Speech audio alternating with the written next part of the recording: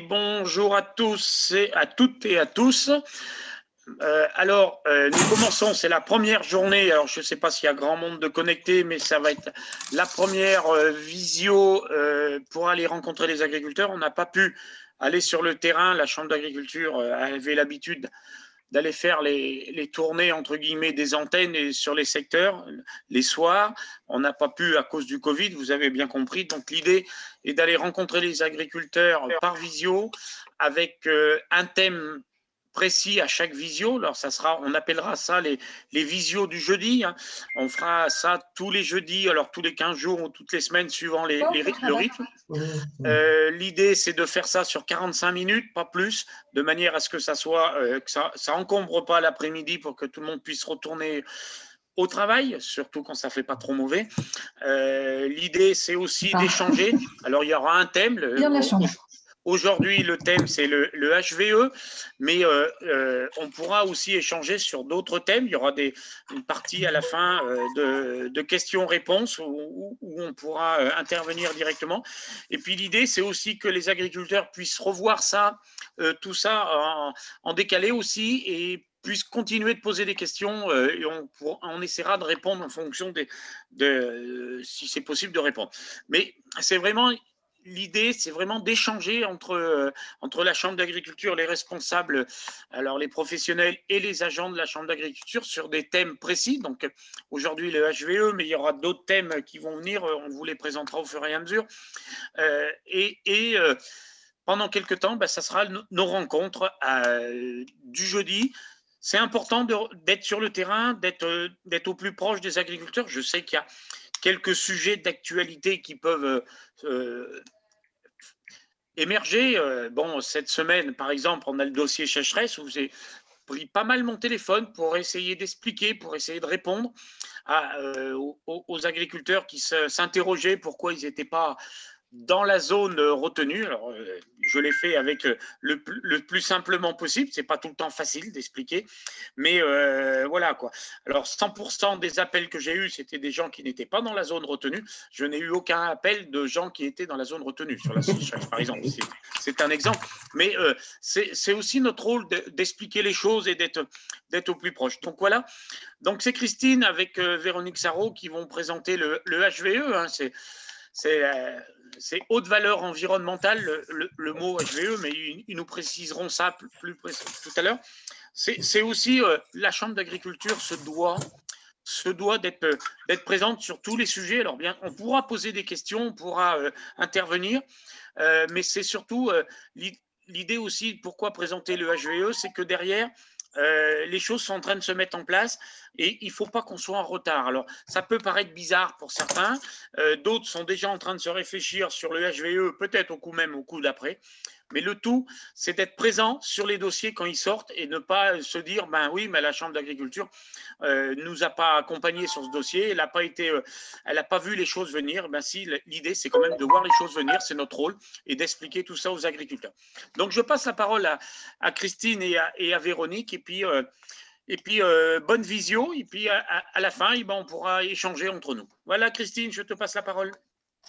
Merci Patrice. Donc bonjour à toutes et à tous. Alors juste pour que tout se déroule à peu près bien, s'il était possible que vous coupiez vos micros, sauf pour éventuellement prendre la parole à la fin de l'intervention de Véronique. Comme ça sera beaucoup plus agréable pour tout le monde. Donc, on va essayer de vous parler aujourd'hui on va pas essayer, on va vous parler d'un curieux acronyme qui est la HVE. Patrice l'a dit un petit peu, la certification haute valeur environnementale. Sachant que c'est une démarche progressive, hein, vous verrez, Véronique vous en dira plus, mais avec 3 niveaux graduels, qui a été mise en place bien sûr à la suite du Grenelle de l'environnement qui date déjà de 2007. Elle est construite, vous le verrez aussi, autour de 4 thèmes, hein, biodiversité, stratégie phytosanitaire, gestion de la fertilisation et de la ressource en eau. C'est une certification qui est reconnue par l'État et qui permettra à terme de faciliter, on l'espère, l'accès aux différents marchés, d'être exempté également de la réalisation des conseils stratégiques phyto qui sont obligatoires d'ailleurs depuis le 1er janvier 2021. obligatoire notamment pour pouvoir passer son certificat et peut-être aussi à terme valider le paiement vert, ce qu'on appelle les éco-schèmes ou les éco-schemes de la future PAC. Elle peut, vous le verrez aussi, elle est accessible, contrairement à ce qu'on pourrait croire, à toutes les exploitations, hein, à toutes les filières de production. Et bon, je vous propose de laisser la parole à Véronique, parce que sinon je vais finir par déflorer tout le sujet. À toi, Véronique. Bonjour à tous. Alors, j'avais quelques éléments de contexte qui ont déjà été un petit peu dit. Donc, c'est une certification voilà, qui est issue du Grenelle de l'environnement, qui a impliqué un certain nombre d'acteurs dans les réflexions pour la constitution de ce qu'il y a dans la certification.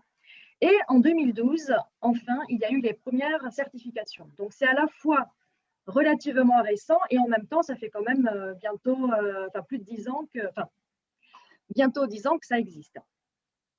C'est une certification réservée aux exploitations agricoles et un dispositif qui est porté par le ministère de l'Agriculture et de la Transition écologique. Donc, ça reste un dispositif public, mais qui va tenir compte des autres certifications privées qui existent par ailleurs. On va en reparler par la suite.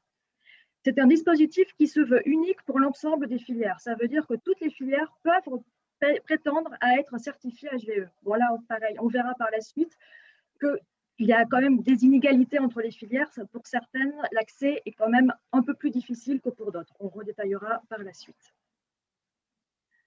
Le principe de base de la certification HVE, c'est premièrement la mise en avant de la biodiversité. Donc ça, c'est un facteur qui n'est pas forcément pris en compte par ailleurs. C'est vraiment un parti pris de cette certification de vraiment mettre en avant toute la dimension biodiversité. Et le second pilier, c'est de pousser les exploitations à avoir une dépendance minimale aux intrants, principalement phytosanitaires et fertilisation, et également l'eau pour la partie irrigation. Cette certification a ceci de particulier qu'il n'y a pas de cahier des charges à respecter. Ce n'est pas une liste de choses autorisées ou interdites, mais c'est une mesure de la performance du système exploitation avec un calcul de points que l'on détaillera par la suite. Donc là, c'est l'exploitation dans son ensemble qui est certifiée et non pas seulement une partie avec, par exemple, seulement les cultures qui sont certifiées et pas l'élevage. Là, c'est vraiment l'exploitation qui est certifiée. On parle en fait de certification environnementale qui a 3 niveaux. Le premier niveau, c'est un niveau principalement réglementaire. Donc là, il n'y a rien de rajouté par rapport à ce qui existe déjà comme réglementation. Il sert en fait à s'assurer que l'exploitation respecte bien déjà ce qui est mis en place. Donc, pour faire simple, c'est la conditionnalité PAC. C'est quasi ça. Il y a quelques petites variantes, mais c'est la conditionnalité PAC. Le deuxième niveau, c'est on commence à monter un peu plus dans la démarche. C'est une obligation de moyens. On n'est pas encore dans l'obligation de résultats, mais de moyens. Donc, on doit commencer à mettre en place le système qui permettra d'avoir le niveau 3. Ce niveau 2 est facultatif. Il sert surtout quand on a déjà une certification par ailleurs. Et donc, il y a une liste de certifications qui permettent d'avoir l'équivalence niveau 2. Donc, on peut citer pour les cultures CRC, par exemple, qui permet d'avoir l'équivalence niveau 2. Ensuite, le niveau 3, c'est vraiment là où les choses se passent. Le niveau 3, c'est, comme je disais, la mesure de l'efficacité de l'exploitation. Et donc là, c'est vraiment pas un cahier des charges, on prend une photo, entre guillemets, de l'exploitation et on regarde ce qui va bien, ce qui va moins bien. Et il faut avoir un certain seuil d'efficacité pour pouvoir avoir ce niveau 3. Et c'est le seul niveau 3 qui permet d'avoir la mention haute valeur environnementale. Alors, le niveau 1 peut être validé dans le cadre du SCA. Donc, la Chambre d'agriculture peut faire passer ce niveau 1. Le niveau 2 est donc facultatif. Et enfin, le niveau 3 est certifié par un organisme agréé par l'État. Donc là, la Chambre d'agriculture ne peut pas valider le niveau 3. Et ça se passe sous la forme d'audit individuel, mais également collectif. Donc là, on pourra détailler plus tard s'il y a des questions à ce sujet, mais sans quoi on va passer.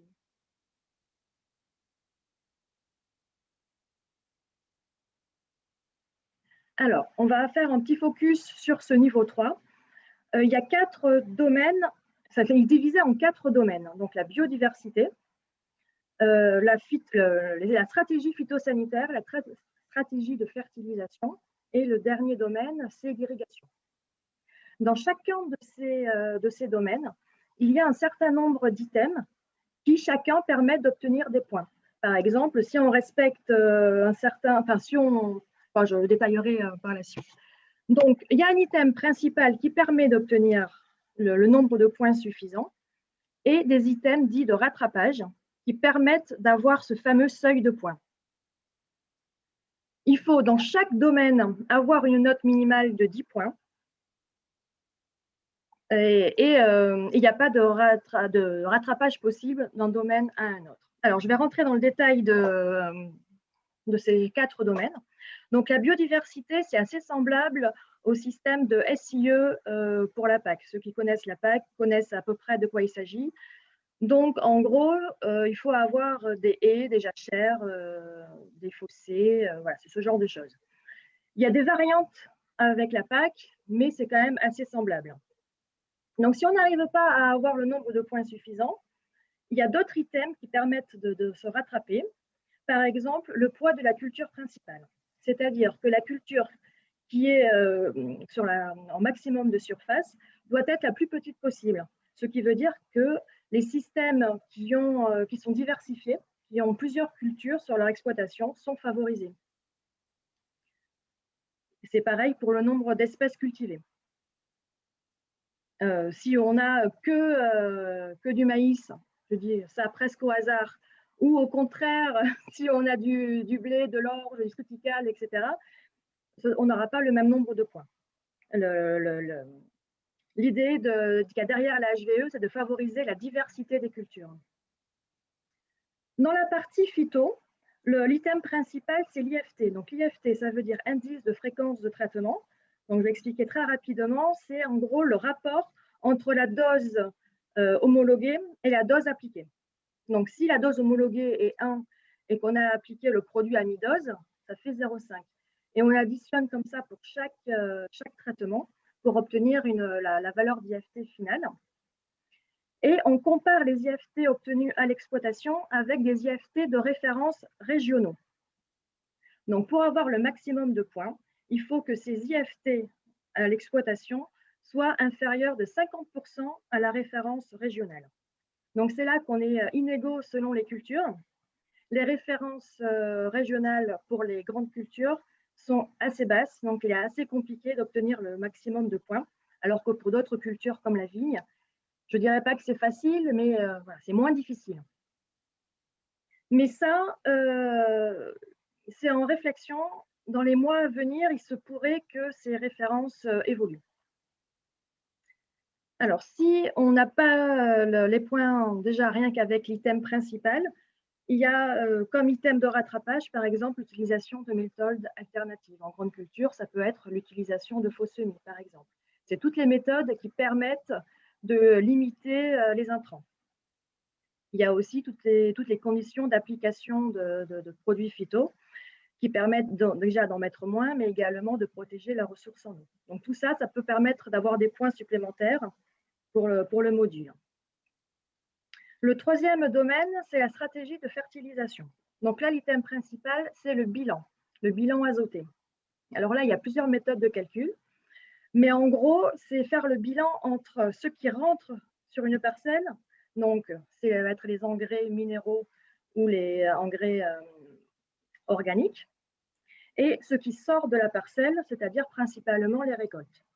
Donc ça nous donne une valeur de bilan azoté qu'on compare avec les référents, avec une valeur seuil, et ça nous permet d'avoir des points. Si on ne les obtient pas, on a comme item de rattrapage, par exemple, le pourcentage de la surface totale non fertilisée ou l'utilisation d'outils d'aide à la décision. Donc, ces outils d'aide à la décision, ça peut tout simplement être mes parcelles, ou alors le passage de drone, ce genre ou un reliquat azoté. Donc ça, c'est relativement couramment utilisé. Et enfin, le dernier domaine, c'est l'irrigation. Donc déjà, tous les agriculteurs qui n'irriguent pas sont d'office bons pour ce domaine, n'ont pas à respecter autre chose. Le domaine est validé d'office. Alors, parmi les choses à respecter dans ce domaine, il y a le cahier d'irrigation. Il faut qu'il soit bien tenu avec tous les différents critères. Donc là, je ne vais pas vous les lister, mais déjà de bien tenir le registre d'irrigation tel qu'il est mentionné pour la HVE, ça peut être un peu différent de ce qui est demandé par l'agence de l'eau. Mais voilà, ça permet déjà d'obtenir un bon nombre de points. Ensuite, comme autre item, il y a la part de prélèvement de l'eau en période d'étiage. Ça veut dire, alors la période d'étiage, là, c'est considéré juin, juillet, août. Donc, ça favorise, par exemple, ceux qui utilisent des retenues collinaires, puisqu'elles sont remplies en dehors de cette période-là. Et enfin, bien sûr, il faut avoir une surface irriguée minimale. Donc, dans chacun de ces domaines, on obtient une note qui doit être, comme je dis, au minimum 10. Et vraiment, dans chaque domaine, parce qu'il n'y a pas on ne fait pas de la moyenne, il n'y a pas de rattrapage. Si on a 15 en biodiversité et 9 en phyto, on ne peut pas être certifié. Alors, et si donc on arrive à passer ce niveau 3, on a le droit d'utiliser le logo HVE aussi bien dans sa communication que sur directement les produits vendus, à partir du moment où ces produits contiennent 95% d'ingrédients issus d'une exploitation HVE. Donc là, on a deux logos différents, l'un avec issu de et l'autre avec juste haute valeur environnementale.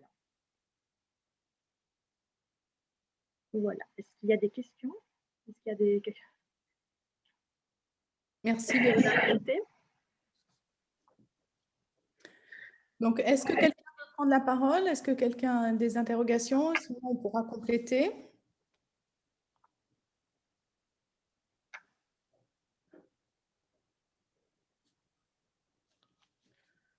Je peux poser une question, Martine Durin? Vas-y, Martine.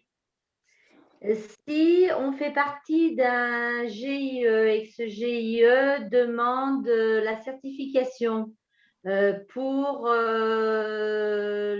pouvoir toucher éventuellement l'écochime, est-ce que c'est le GIE qui a la certification ou la certification revient à l'exploitant? Les certifications sont uniquement pour les exploitations. Après, le GIE peut être une structure collective pour porter la certification pour plusieurs agriculteurs. Dans ce cas-là, il y a un système. Mais elle sera bien individuelle, après elle sera bien un autre nom. Oui, après c'est individuel. En fait, la structure collective permet de limiter, de limiter un peu les coûts, mais surtout de limiter l'impact du contrôle. Parce que quand on est, oui, ça j'ai pas précisé, quand on est certifié, c'est pour 3 ans, avec un audit initial, un audit intermédiaire. Quand on est une structure collective qui porte la certification, la structure collective est auditée tous les ans. Par contre, les agriculteurs ne sont pas audités systématiquement tous les ans. C'est réparti sur les 3 années. Voilà, la précision qu'il fallait apporter, c'est qu'en fait, la certification, on peut l'obtenir soit à titre individuel, soit à titre collectif. Véronique, c'est ça, hein? Oui. Voilà. Mais de toute façon, une fois qu'on l'a obtenue, elle revient bien à l'exploitation individuellement. D'accord, merci. Il y a une question de Marie-Agnès. Et le niveau 2, s'il vous plaît? Alors, le niveau 2, il n'y a pas d'audit obligatoire, c'est facultatif. Il est surtout utile si on a déjà une certification par ailleurs. Et ça permet d'obtenir le niveau 2 directement et l'équivalence niveau 2, et on n'a pas besoin du coup de se faire certifier niveau 1. Mais si on n'est pas certifié par ailleurs, il n'est pas très utile. On peut passer du niveau 1 au niveau 3 directement. Alors, pour l'instant, il n'est pas très utile, sauf que dans les négociations de la PAC, il peut être possible que, en fait, ça soit un niveau 2, voire peut-être 2 plus. Alors, je ne sais pas ce que représente le plus aujourd'hui, on n'est pas assez près encore, on est toujours en négociation, mais ça serait le niveau 2 qui serait retenu pour pouvoir rentrer dans les écoschèmes. Ouais. Peut-être une précision, effectivement, lundi, nous avons rencontré le ministre et il parle de HVE2+. Alors, on lui a demandé qu'il précise, il ne l'a pas précisé instantanément, il a dit, on est en train de finir de travailler, mais ça sera un HVE+. Enfin, son idée, quoi, voilà. On a une Jérémy, j'ai vu Jérémy Leroy qui a dû lever la main. Mais n'hésitez pas à parler parce que des fois, je ne vous ai pas tous à l'écran. Merci. Non, juste une petite question. Il faudrait m'expliquer le système de points. J'ai compris qu'il fallait 10 points minimum par domaine, mais comment c'est calculé exactement? Qui est disponible sur le site du ministère, qui liste un certain nombre d'items, et selon la réponse, ça nous donne un certain nombre de points. Alors, c'est difficile de rentrer plus dans le détail. On peut juste prendre des exemples. Par exemple, si on utilise un outil d'aide à la décision, si on en utilise un certain nombre sur une certaine surface, ça donne 2 ou 3 points.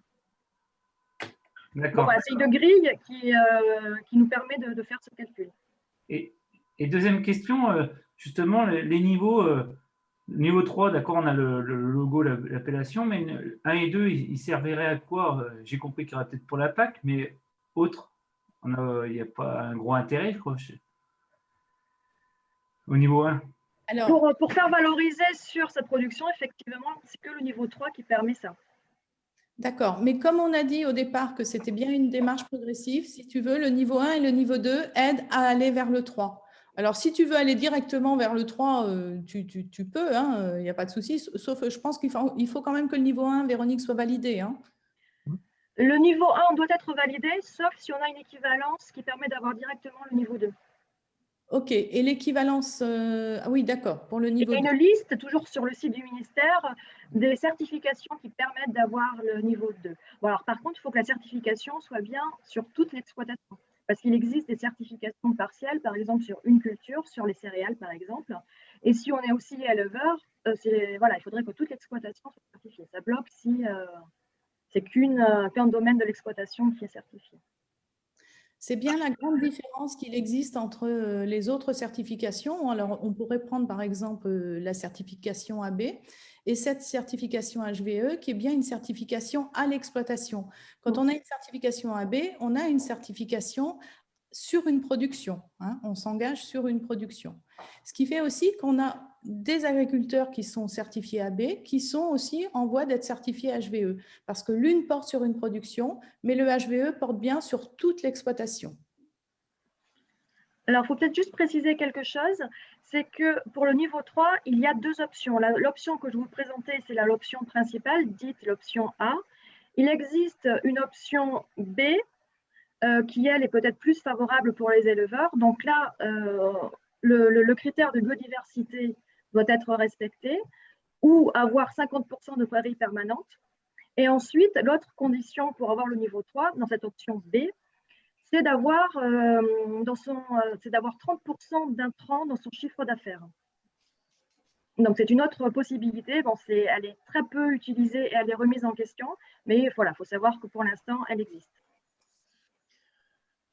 Avant de donner la parole à Martine qui a levé la main, peut-être un complément de réponse pour Jérémy Leroy. Effectivement, aujourd'hui, c'est une démarche volontaire, totalement volontaire.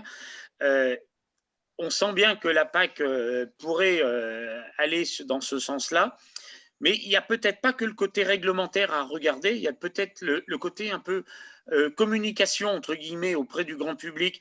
Vous savez, quelque part, une ferme qui est référencée haute valeur environnementale, même si quelque part, il n'y aura peut-être pas une plus-value financière sur le prix de nos broutards ou le prix de notre kilo de blé, mais peut-être avoir un panneau à l'entrée de son exploitation, dire que l'exploitation est qualifiée HVE. Est-ce que ce n'est pas aussi le moyen de dire, voilà, on fait notre travail sérieusement, on le fait honnêtement, et soyez tranquilles, nous ne sommes pas là pour polluer, nous ne sommes pas là pour vous empoisonner, nous sommes là pour produire des biens consommables pour votre bien-être. C'est aussi un plan de communication derrière. Alors, peut-être que je vais trop loin, peut-être que je vois des choses, mais est-ce qu'il ne faut pas s'en servir aussi dans ce sens-là? En fait, pour résumer ce que dit Patrice, elle permet de mettre en valeur auprès des consommateurs les bonnes pratiques agricoles qui sont mises en œuvre à l'échelle de l'exploitation. Et Dieu sait que c'est dans l'air du temps en ce moment. Donc voilà, Patrice l'a dit, c'est, je pense, aussi un outil de communication.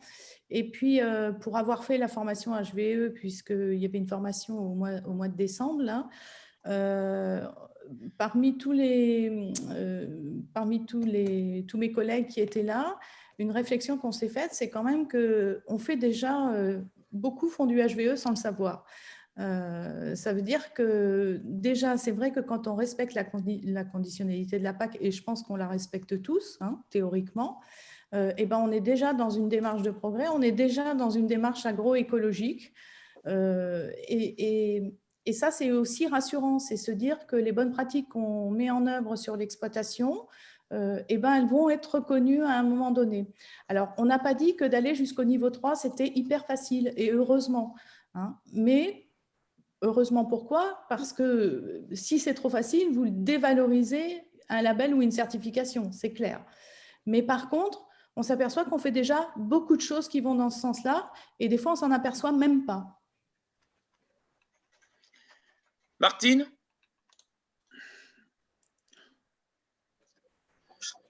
Micro, Martine. Micro, Martine, tu as éteint ton micro. Excuse. De fait, comme disait Christine, on a tous le niveau 1 de toute façon par la conditionnalité des aides PAC, de toute façon. Oui, Martine, on a tous le niveau 1. Oui, si on respecte les BCAE, on a tous le niveau 1. Et je voulais demander, est-ce qu'il faut qu'entre le niveau 1 et le niveau 3, on a des temps, on doit attendre ou on peut aller assez vite pour atteindre le niveau 3? Alors, je crois qu'on a 18 mois, hein, entre…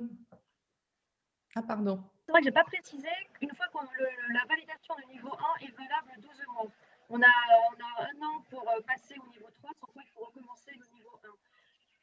Sans quoi, si en faisant la simulation, on se rend compte qu'on peut passer au niveau 3, après, parce que l'audit se fait sur la dernière campagne finie. Donc, si on se rend compte que sur la dernière campagne finie, on respecte les critères et qu'on peut être certifié, alors après, le temps, c'est le délai, c'est juste le délai pour avoir un rendez-vous avec l'organisme certificateur, et ça peut être assez rapide. Voilà, il faut savoir aussi que dans le cadre du plan de relance, il y a une aide sous forme de crédit d'impôt qui est accordée pour les gens qui partiraient en certification. Alors, je crois que c'est valable pour 2021 et il me semble pour 2022 aussi, je crois. Et c'est une aide qui est de l'ordre de 2 500 € ou 2 000 €. 2 500 € par exploitant GAEC, à la limite de 4 personnes. Au-delà à partir de 5, c'est 10 000 € à se partager entre tout le monde. Voilà, c'est ça. Le maximum, c'est 10 000 €. Donc, il y a une transparence GAEC, oui. Oui, transparence GAEC. J'ai une question de GAEC Sauzé qui dit le coût de la formation. Alors, voilà, de la formation. Je ne sais pas, le coût, ça doit être le coût du HVE. Expliquez-nous tout ça. Alors, le coût en gros de la HVE, donc ça comprend le premier audit de certification plus un audit intermédiaire qui est obligatoire. L'ordre de grandeur, c'est autour de 1 000 €. Après, la Chambre d'agriculture organise des formations qui permettent de se caler sur voir si on respecte bien le niveau 1 et qui permet de faire une simulation d'audit pour le niveau 3. Et ces formations, si on est à jour de ces cotisations, est gratuite. Oui, ça rentre dans le cadre Vivea, quoi. Ça rentre dans le cadre Vivea.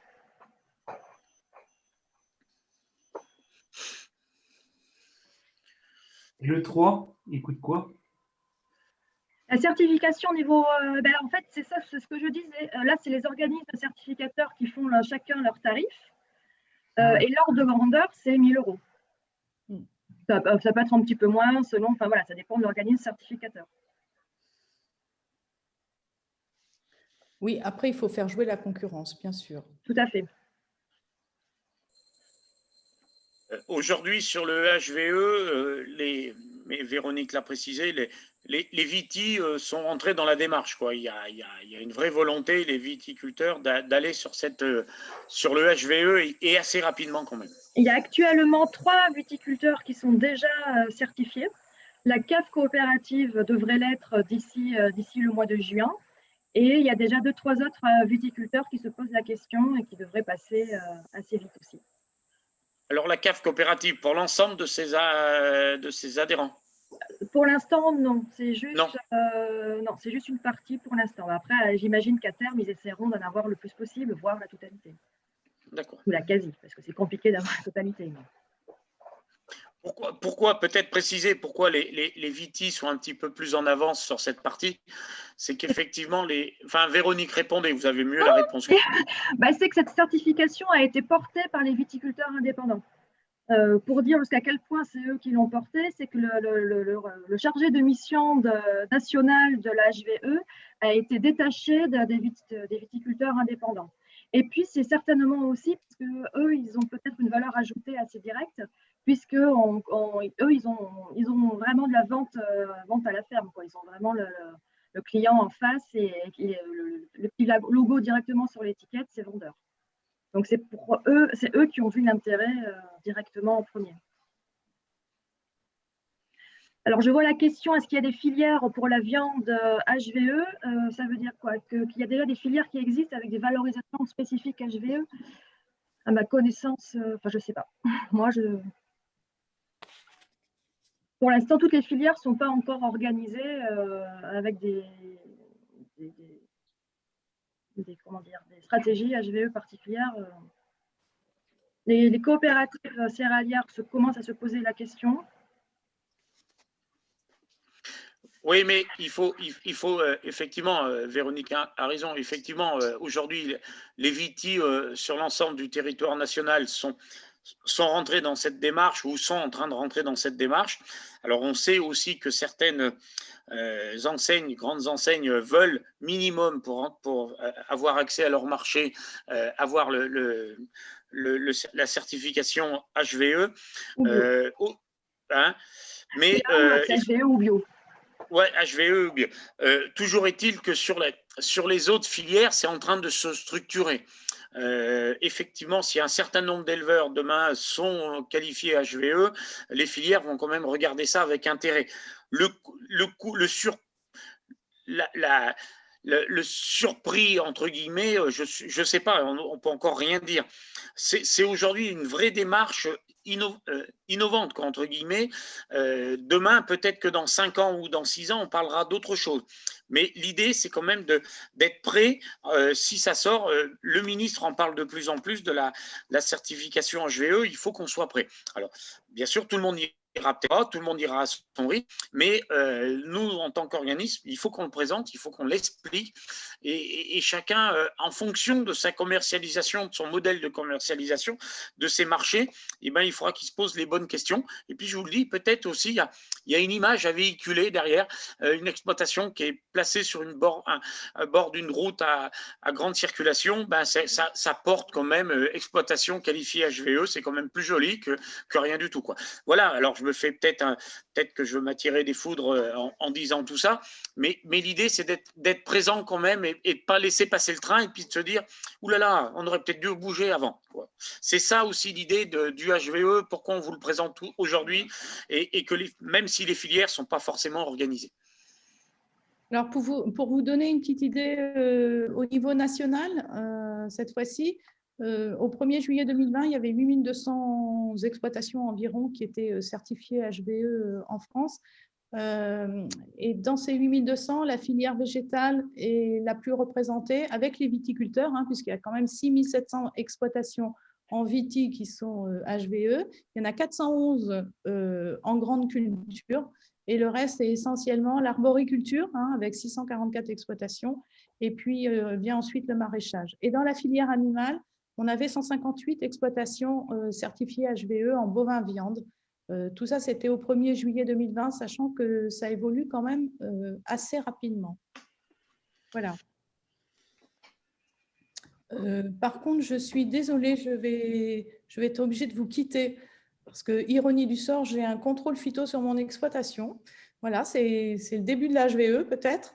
Et donc, je vais m'y rendre. Donc, je vous dis au revoir à tous et merci beaucoup. On a l'air serein pour toi, Christine, parce que d'habitude, quand on parle de contrôle, tout le monde est un peu éteint. Toi, tu as le sourire, donc ça fait plaisir. Merci, au revoir. Merci. D'autres questions sur la partie HVE?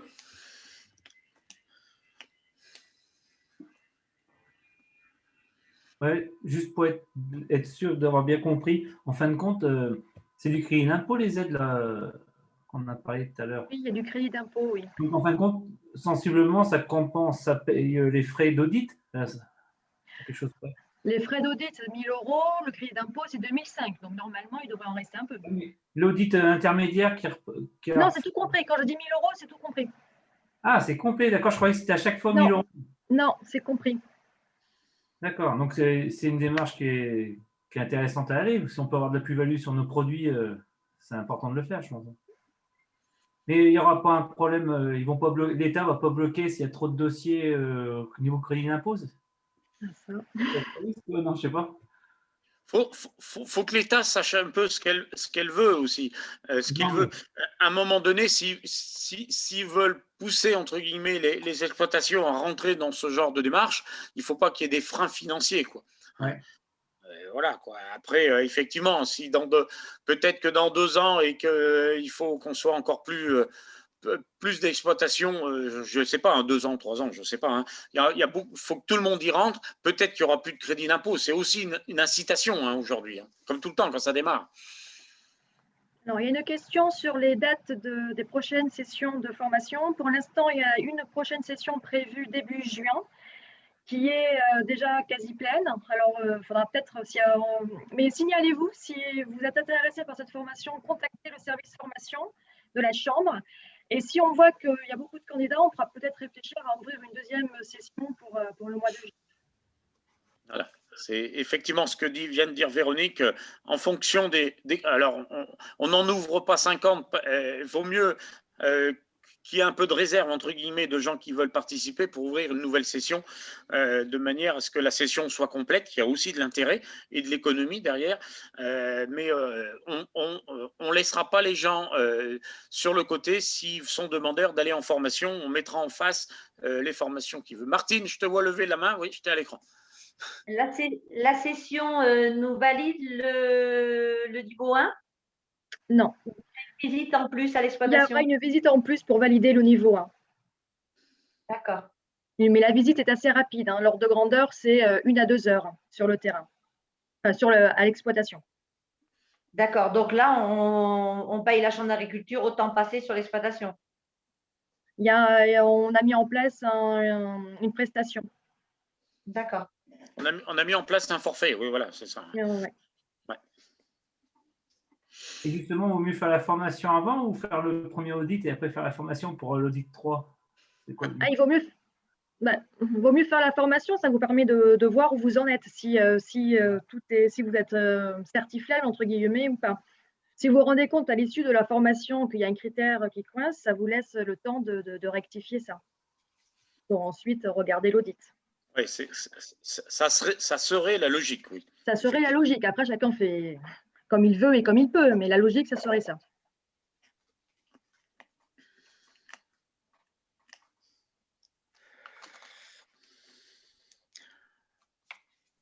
D'autres questions sur la HVE?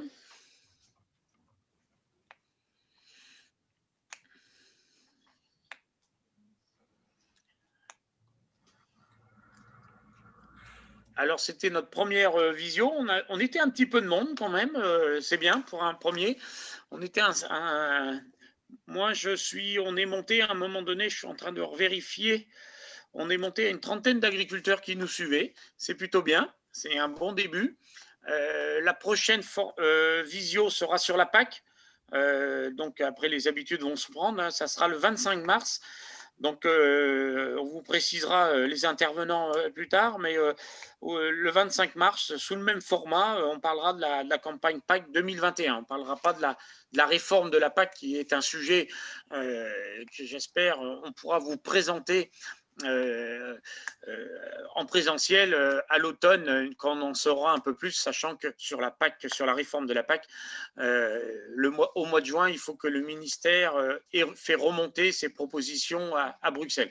Donc, d'ici là, le mois de septembre, on en saura vraiment plus, et j'espère qu'on pourra aller sur le terrain. S'il y a des sujets autres à aborder avant qu'on ferme cette visio, on veut bien prendre des questions, il n'y a pas de souci.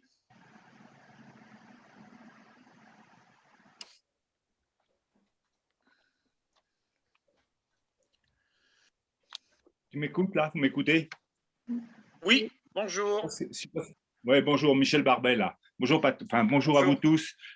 Moi, je n'ai pas de questions, mais je voudrais vous féliciter parce que c'est une excellente initiative. Voilà.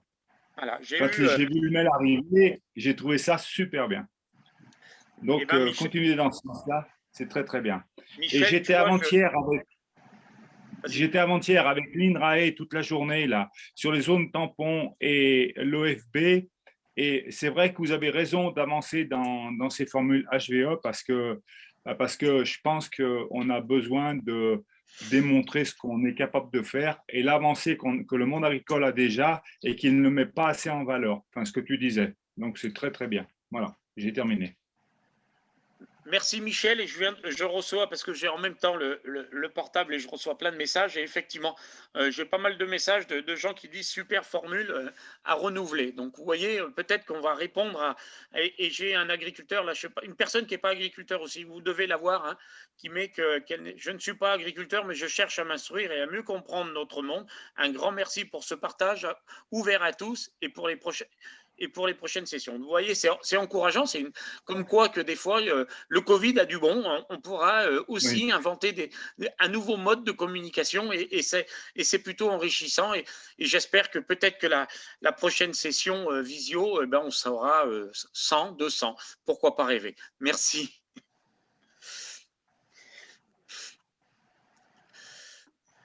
Voilà, on s'était fixé 3 quarts d'heure de rendez-vous. C'est sans aucun doute peut-être la bonne formule. Alors, sur des sujets, on pourra prolonger peut-être, mais l'idée, c'est que ça ne soit pas trop encombrant dans la journée, que ça soit rapide entre midi et 2. Alors, ça sera à midi 13h30 et 14h15.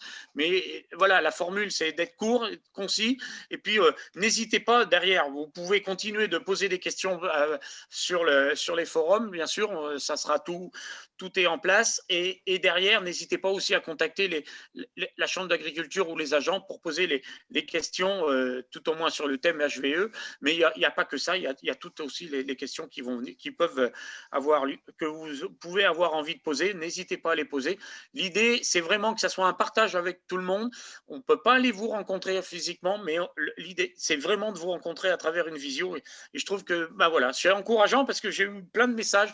Franchement, je suis satisfait de ça parce que j'ai eu plein de messages de remerciements et d'encouragement. Merci. S'il n'y a pas d'autres questions. Merci Véronique. De rien, avec plaisir. Voilà, je vous laisse retourner tous à vos activités. S'il y a pas de... Bon après-midi, merci. Au revoir. Au revoir. Bientôt. Salut tout le monde.